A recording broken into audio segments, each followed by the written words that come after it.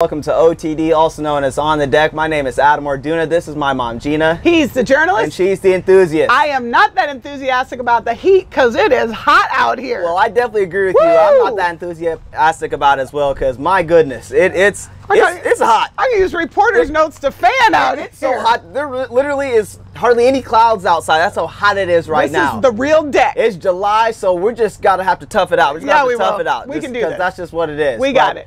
With all that, we've got a bevy of topics that we're going to reach upon today, and so we're going to go ahead and just jump right into this thing, get it started right away. I know you've got some things you want to talk about, and you've got some topics you want to say, so let's just go right into it. Well, it's been a big 2 weeks in sports, and let's start with USA. What? USA. USA. Okay. All right. We finally wrapped up our United States of America Olympic trials. Our teams are set. Let's go. If you go back a couple of weeks, we finally set the swimming trial. Our teams are set. And we've up in Omaha, Nebraska. Up in the ONE. Great turnout for everyone there that was competing. It was fantastic to watch on television. It was good swimming. Well, we've got a lot of new names, a lot of young Thundercats that we're going to be excited to cheer on. But the story here for me is some of the old heads coming back. Michael Phelps is coming back. Your old former roommate, Ryan Lochte, is coming back. That's not true. Oh, he's not coming back? He's not my roommate. Oh, okay. So Ryan Lochte is coming back. You don't know Ryan. Okay, and then who's your girl? Oh, Missy Franklin. Missy Franklin. She was the teenage phenom, and she's coming back to compete, so our swim team looks native good. herself, yes. Absolutely. And then track and field wrapped up finally. And again, a lot of new youngsters. There was 17-year-old kid running in his high school track jersey. I thought that was cool. There was a lot of youngsters, a lot of teenagers in the track and field events this year. Well, he didn't make the team, but he was close. But we do have some of our veterans coming back too. We've got Justin Gatlin. We got Allison Felix. It's going to be great. And there's a 16-year-old that made it as well for the women's side. I think she's in the 200 or something like that. One of the sprints. Some of those guys might make it on some of those relay teams. Some of the relays. So there's a lot of youngsters in the pool and on the track. It so really is. Cool to watch that. Well, you still have Usain Bolt cheating, but he didn't even have to compete in the Jamaican trials, but they put him on the team. But basically, the cheater. But anyway, USA. And rounding it out for me, obviously there's going to be hundreds of Olympians competing for the United States of America, but we've got the Fab Five for the women's gymnastics coming up, and they are headlined by Simone Biles, and she is already the most decorated female gymnast for the United States of America. And then she's got some new people. This Lori Hernandez, she's Puerto Rican, but competing for the United States of America because it's Puerto Rico. And then you've got Madison Cochin, and those are all kind of new names, but some of the old hats, you guys remember the all-around winner last time, Gabby Douglas, and Allison Raceman are both back on the team. Raceman, they are going to be, and they are the hands-on favorites to take it. So we're excited. Our trials are over and our team is set. The Olympic teams for basketball, for all the events, everything's going to be great. We're really excited for Rio this year, and we just hope that our athletes go out there and perform. Lots of golds coming. All right, what else happened? With that, we're going to just keep it rolling with me, I guess. I'm going to say with Wimbledon that we just had Wimbledon finish up here over this last week. And the big story was obviously Serena Williams as she was reaching her 22nd Grand Slam championship. She is now tied with Steffi Graf, and all of the drama and antics that were happening through her journey throughout that tournament is finally over because she won, and she is still the greatest. To me, in my opinion, she's the greatest. You know I don't think it's hard for anyone to argue that, but you know what? What's that? I just had a great idea. You should marry Serena Williams. You know, I'm going to try to figure out how I can get a hold of her, and maybe we can go on a date. Kansas City's got a lot of great food, so maybe we can bring her to Kansas City. Serena. And we can maybe do a date or something like that. And I think her sister is still single, too. And Venus is also... And Venus and Serena tore it up. Very much capable of still winning tournaments. And so in the doubles, they won their tournament. And out of the women's draw. And then as far as the men go, we had Andy Murray, who played Milos Raonic. From Canada, and did that as well. So 2 back-to-back championships for him coming out of Wimbledon. And so England's very super excited, very happy, having another Andy Murray day.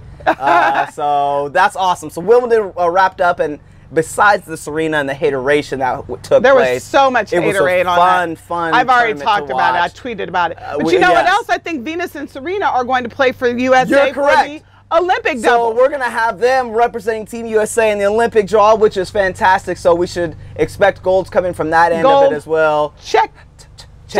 because they're undefeated in doubles. They're undefeated in the doubles, and so they're going to go out there and dominate in Rio. So really excited for that as well. And, you know what else happened this week? Yeah, what else is going on this week? I think Major League Baseball was on their All-Star break. You're correct. They had their game. Yes, that's what right. happened there? So yeah, we got a chance to watch the ASG 6-team All-Star game this year for the MLB, and it was held in San Diego, which is beautiful. I think it's pronounced San Diego. San Diego.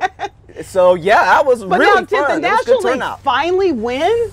If we go back through our notes here, no, they did not. No, they did not. American League won again? Yes, American League has really been taking it to the National League in these All-Star games, and it's been a big deal for the last couple years as far as the home field advantage aspect of winning it all for the All-Star game. Because the team that wins the All-Star game gets the home field advantage in the World Series. Correct, and so if you're a Royals fan, you saw the last 2 seasons. We were able to get home field advantage in the World Series, and it did help us. And if you are a road team that tends to do well on the road, then maybe you're like, it really doesn't matter. But if you're a team that's been winning, kind of like the Royals, on the road, or they've been losing on the road but winning at home, you're really hoping for that home field advantage. Absolutely. So it's a big deal. Well, speaking of Royals, I do believe that Eric Hosmer, Salvador Perez accounted for 2 of those 4 runs that won, because it was a 4-2 win for the American League. And I think we also accounted for an RBI or something in there, too. Yeah, we did. Hosmer had an RBI in that game as well. And wait a minute, wasn't Kelvin Herrera one of Mr. our High pitchers? Heat himself was there as well. No-hit inning in there. We also had Wade Davis that was on the team, but he wasn't able to participate because of injury. And then we did have 2 other former Royals off of last year's championship World Series team. Johnny Cueto, who we knocked those 2 home runs off of him. And then we had Ben Zobrist.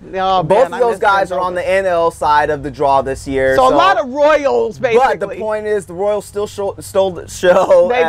They did last year with and wasn't it our entire coaching staff? The whole coaching staff. Let me tip my hat. Let me tip my hat there as well. Yes, you guys are a fantastic crew, and we are so glad that you represented not only the American League, but the Royals and Kansas City the way that you did. Eric Hosmer won the MVP. His dad ended up getting a free truck out of it, because that's what the MVPs get. You either had a choice between the Camaro or a truck. And it was nice. I like that, Eric Hosmer. He gave your daddy a truck. But he's a Royal. That's what's more important. That's right. Give your daddy a truck. City, Eric, we love you. Please. Well, I think that's it. Was there any other news? Why am I so happy? What else? Oh, was it that Tom Brady got the back of the hand from the appeals court that finally said no? That chiseled marble jaw chin of his got marked up a little bit. Was that what happened? It is. You know, for one thing, he lost when the NFL appealed to the circuit court, and he lost on a 2-1 decision. Right, so he said, I'm going to continue to fight. I'm going to appeal this. He tried to convene the entire circuit court, and it was like 14 judges, and they said, no, we're done. We're not hearing this anymore. Take your suspension, go home. That's it. Now, see, if you go in there and then you lose, that's the front of the smack. Correct. But when they say we're not even going to hear you, that's the back of the hand. We're tired of it. We're done with it. We're done. Move on. So what does that mean? He has to do what now? He's got to sit out 4 games, which is what he tried to avoid last season, and he avoided it. Well, guess what? You can't avoid it this season, so you got your first 4 games out. This is a good idea for anybody that's a Patriots fan, or not idea, but this is a good example of, hey, we're going to get a chance to see some of the other guys we have at quarterback. There is a silver lining in there. You get a chance to see Jimmy Garoppolo, who you did draft, and you're expecting him to make plays as soon as Tom Brady does decide to hang it up. You've got a quarterback there that, hey, now you've got not just preseason, but 4 actual regular season games that he gets to go out there and try to win for him. And I feel like Jimmy needs to come out and just show him, look, it's my team now. I'm the future. Well, it's time to go. Tom Brady did that when he started out. He took over for Drew Bledsoe and never looked back from there. So I think this is a really good opportunity for some of those other guys. That's probably what Tom was worried about, It probably was, because, shoot, got the young Thundercats down his heels. Thundercats ready to go. Well, good. Well, listen, Deflategate's finally over. We're done. Deflategate's done. Yeah, I'm sure everyone in the front offices of the NFL livelihood are glad to see it done. All of us. All of us. I think, honestly, if the Patriots fans are honest, they're happy about it, too. It's just done. Let's move forward. Move on. Yeah, exactly. There you go. All right. Well, there was a lot that was thrown at you there, but that's what happens. You have a couple weeks of just a lot of high content, but that's great. That's why we have the show. Well, with that, we're going to actually go inside because we're melting out here. My goodness. It's really hot for us, but we want to say we thank you so much for joining us. We totally appreciate your time, folks. See you next time.